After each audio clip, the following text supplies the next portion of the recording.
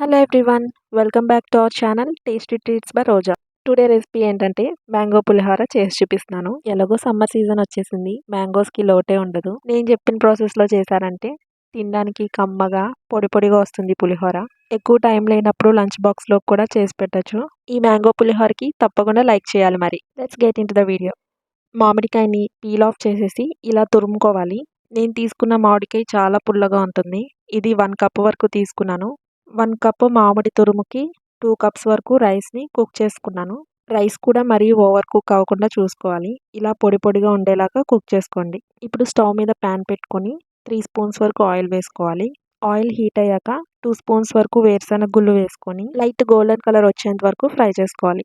వేరుశనగ గుళ్ళు కంప్లీట్గా ఫ్రై అవ్వకూడదు, సగమే ఫ్రై అవ్వాలి. అందులోకి 1 టీ స్పూన్ ఆవాలు, 1 టీ స్పూన్ జీరా, 1 టీ స్పూన్ సాయమినపప్పు, 1 టీ స్పూన్ పచ్చెనపప్పు వేసుకొని సాయమినపప్పు పచ్చెనపప్పు కూడా సగమే ఫ్రై చేసుకోవాలి. అంటే లైట్ గోల్డెన్ కలర్ వచ్చేంత వరకు ఫ్రై చేసుకోవాలి.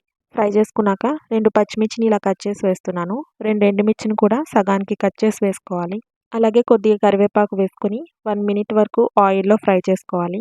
ఇలా ఫ్రై చేసుకోవడం వల్ల వేరుశెనగ గుళ్ళు, సాయమినపప్పు, పచ్చెనపప్పు అన్నీ ఈవెన్గా ఫ్రై అవుతాయి. ఇప్పుడు ఇందులోకి పావు టీ స్పూన్ పసుపు, పావు టీ స్పూన్ ఇంగువ వేసుకొని ఇంకో 1 మినిట్ లో ఫ్లేమ్లో ఫ్రై చేసుకోవాలి. నెక్స్ట్ ఇప్పుడు మామిడికాయ తురుముని 1 కప్ యాడ్ చేస్తున్నాను. మామిడికాయ తురిమి వేసుకున్నాం కాబట్టి ఫాస్ట్గా కుక్ అయిపోతుంది, ఓవర్ కుక్ అవ్వకూడదు. ఒకసారి మొత్తం కలిసేలా మిక్స్ చేసుకున్నాక స్టవ్ ఆఫ్ చేసేసి 1.5 స్పూన్ వరకు సాల్ట్ వేస్తున్నాను. లేదంటే టేస్ట్కి సరిపోయేంత వేసుకోండి. ఇప్పుడు ప్యాన్ని స్టవ్ మీద నుండి తీసేసి సాల్ట్ వేసాం కదా, ఈ సాల్ట్ మొత్తం మామిడికాయ తురిమికి పట్టేలాగా మొత్తం బాగా మిక్స్ చేసుకోవాలి. ఇలా మిక్స్ చేసుకున్నాక ఇందులోకి కుక్ చేసి పెట్టుకున్న రైస్ వేసుకోవాలి.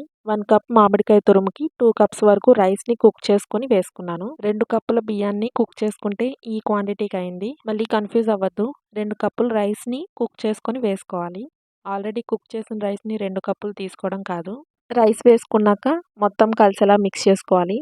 మీకు కుదిరితే కనుక రైస్ మరీ వేడిగా లేకపోతే హ్యాండ్తో మిక్స్ చేసుకోండి, ఇంకా బాగా కలుస్తుంది. చూసారా పులిహోర పొడి పొడిగా ఎలా వచ్చిందో. అయితే ఇందులో క్యారెట్, కొత్తిమీర ఇవన్నీ వేసి దీని ఒరిజినల్ టేస్ట్ని మాత్రం చెడగొట్టద్దు. ఓన్లీ ఈ మామిడికాయ తురుముతోనే పులిహోర చేసుకొని చూడండి, టేస్టీగా ఉంటుంది. మామిడికాయ ఫ్లేవర్ బాగా తెలుస్తుంది.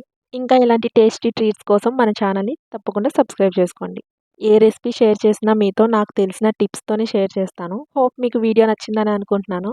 మీరు ఈ ప్రాసెస్లో ట్రై చేస్తే కనుక టేస్ట్ ఎలా వచ్చిందో కామెంట్ చేయండి. Thanks for watching. Bye bye.